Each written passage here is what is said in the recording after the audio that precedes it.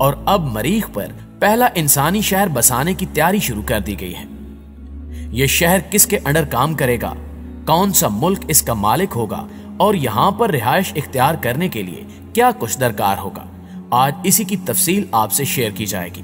ताहम आगे बढ़ने से कबल आपसे गुजारिश है कि वीडियो को आखिर तक जरूर देखिएगा और अगर आपको हमारी वीडियोस अच्छी लगें तो इनको लाइक करते हुए अपने दीगर दोस्तों के साथ शेयर करते हुए हमारी हौसला अफजाई भी जरूर किया कीजिए। तो आइए चलकर मौजू का आगाज करते हैं। दोस्तों, हाल ही में हिस्पानवी कंपनी आबीबो स्टूडियो ने नोवा शहर का मंसूबा मुतारिफ करवाया है। 2.5 लाख शहरियों को सुर्ख स्यारे यानी मरीख पर बसाने के लिए घरों को पहाड़ के पहलू में अमूदी तौर पर डिजाइन किया गया है। शहर का यह डिजाइन माहौलियाती दबाव और ताबकारी के असर को कम करेगा। कंपनी मरीख पर पाई जाने वाली कार्बन डाइऑक्साइड, पानी और कुदरती वसाइल से घरों को तामीर करने में मदद लेगी। मरीख पर बनाए गए इस शहर में वो तमाम मकामात होंगे जो जमीन पर होते हैं, जैसा कि घर, दफातर और सब्जाजार वगैरह वगैरह। ताहम इस बारे में तहकीक अभी बाकी है कि इंसान को वहां किस किस्म के हालात का सामना करना पड़ेगा। इस शहर में सब्ज रंग के गुंबद तामीर किए जाएंगे, जिन्हें सब्जियां उगाने के लिए, तजुर्बात और सैर तफरीह के लिए भी इस्तेमाल किया जाएगा। मरीख पर खुराक के हसूल का अहम जरिया गला बानी होगा। जमीन से मरीख के लिए शटल सर्विस हर 26 माह बाद चलेगी, जो 3 माह तक अपना सफर जारी रखेगी। मरीख पर जाने के लिए एक तरफा टिकट का किराया $3 लाख तक हो सकता है। ताहम 2054 तक मरीख पर तामीराती काम शुरू होने का इम्कान नहीं है और वहां आबादकारी सन 2100 से पहले मुमकिन नहीं। प्यारे दोस्तों, मारूफ अमेरिकी कंपनी और खलाई मिशन स्पेस एक्स के chief executive officer Elon Musk के मुताबिक मरीख पर इंटरनेट फ्राहम करने के लिए सियारे के गिर्द सैटेलाइट भी छोड़ा जाएगा। एक रिपोर्ट में बताया गया है कि अपने 2025 के मरीख मिशन के लिए एलन मस्क ने मरीख के मदार में छोड़ने के लिए स्टार लिंक सैटेलाइट पर काम शुरू कर दिया है। उनका कहना है कि जब मरीख पर शहर बस जाएगा तो वहां के अफराद को एक दूसरे से राब्ते की जरूरत होगी। मसनूई सियारा मरीख पर रहने वालों के लिए न सिर्फ इंटरनेट पहुंचाएगा बल्कि ये जमीनी अफराद के साथ बातचीत करने के लिए एक पुल का काम करेगा। एलन मस्क ने गुज़श्ता साल ऐलान किया था कि वो 2050 तक 1 मिलियन लोगों को मरीख पर पहुंचाएंगे, जिसके लिए वो एक दिन में 100 लोगों पर मुश्तमिल 3 परवाजें मरीख पर रवाना करने का इरादा रखते हैं। ख्याल रहे कि गुज़श्ता साल जमीन से मिलता जुलता सुर्ख स्यारा यानी मरीख 15 साल बाद जमीन के करीब तरीन आया था और ये चांद की रोशनी से रोशन हुआ था।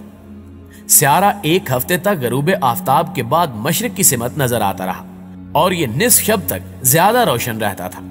प्यारे दोस्तों, सन 1965 में मरीख पर पहली बार मिशन भेजने से कबल यह समझा जा रहा था कि मरीख पर पानी मौजूद हो सकता है। इस दौरान अमेरिका और रूस की जानिब से मरीख पर कई मिशन भेजे गए, जिनमें बताया गया कि मरीख पर पानी मौजूद हो सकता है, जिसके बाद वहां जिंदगी बसाने के इम्कानात और भी रोशन हो गए। इसके अलावा अब चीन भी इस दौड़ में शामिल हो चुका है।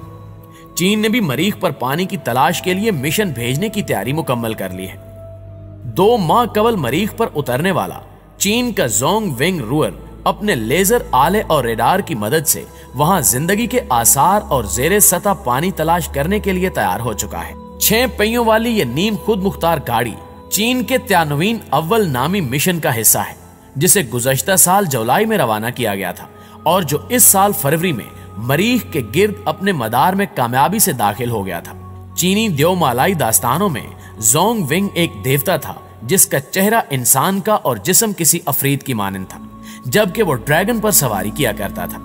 दोस्तों, जोर विंग रोवर को पहले से तयशुदा मंसूबे के तहत एक हिफाजती कैप्सूल में बंद किया गया था, जिसे एक बड़े पैराशूट के जरिए यूटोपिया पोलिनेशिया कहलाने वाले एक मकाम पर उतारा गया। ये वही इलाका है जहां 1976 में नासा ने अपना सेकंड लैम रॉकिंग डोम उतारा था। यूटोपिया पोलिनेशिया एक कदरे हमवार मैदानी इलाका है जो तकरीबन 3000 मुरब्बा किलोमीटर पर फैला हुआ है। यहाँ पिछले कई अशरों से तहकीक हो रही है, जिससे अंदाजा हुआ है कि शायद यहाँ जेरे सतह पानी मौजूद है। मरीख पर सतह के नीचे पानी की तलाश के लिए जोर विंग पर एक खास ग्राउंड पेनिट्रेशन रेडार नस्ब है, जिससे खारिज होने वाली रेडियो वेव्स मरीखी सतह के अंदर खासी गहराई तक पहुंच सकती हैं, जिनकी मदद से वहां पानी और बर्फ की मौजूदगी या अदम मौजूदगी का जायजा लिया जा सकता है। इसके अलावा इर्द गिर्द की चट्टानों और पत्थरों का कीमियाई तज्जिया करने के लिए जोंगविंग रोवर पर एक लेजर भी मौजूद है। इस कीमियाई तज्जिए के जरिए मरीख पर ऐसे मुरक्बात का सुराग लगाया जा सकेगा जो मुमकिना तौर पर वहां जिंदगी की मौजूदगी का सबूत फराहम कर सकते हो। इस रोवर पर एक लेजर मौजूद है जिससे वहां मौजूद पत्थरों की कीमियाई साख्त का पता लगाया जा सकता है, जबकि इस पर एक रेडार है जिसका काम जेरे सतह पानी तलाश करना है। अमेरिका और रूस के बाद चीन वो तीसरा मुल्क बन चुका है जो पहली ही कोशिश में मरीख पर अपना खोजी उतारने में कामयाब हुआ है। इससे कबल यूरोपीय खलाई एजेंसी और जापान के लैंडर्स नाकामी से दोचार हो चुके हैं। चीनी साइंसदानों का ख्याल है कि वह इस रोवर से 90 मरीखी दिनों तक काम ले सकते हैं, जिस दौरान ये वहां की जमीनी सूरत हाल का जायजा लेगा। मरीख का एक दिन 24 घंटों और 39 मिनट का होता है, यानी जमीनी एतबार से यह मिशन 92 दिन से कुछ ज्यादा वक्त पर मुहित होने की तवक्को है। इससे कबल मरीख पर कई झीलें भी मौजूद होने का दावा किया गया है। यही वजह है कि अब इस सियारे पर जिंदगी बसाने की तैयारियों का आगाज हो चुका है। साइंसदानों का कहना है कि उन्होंने मरीख के जनूबी कुतुब के करीब सतह के नीचे दफन पानी की 3 झीलें दरियाफ्त की हैं। साइंसदानों ने तस्दीक की है कि वहां एक चौथी झील भी है जिसकी मौजूदगी का इशारा सन 2018 में मिला था। चूंकि पानी हयातियात के लिए अहम है, लिहाजा यह दरियाफ्त शमसी निजाम के दूसरे सियारों पर जिंदगी के इम्कानात का मुताला करने वाले मुहक्किकीन के लिए दिलचस्पी का बायस है। रोबर्टो का कहना है कि इस बात का कवी इम्कान है कि माजी में ये झीलें मौजूद हों। ये इस बात का इशारा है कि माजी में सियारे पर कभी जिंदगी या इससे मिलता जुलता कुछ रहा था और आप इसकी तलाश कर सकते हैं।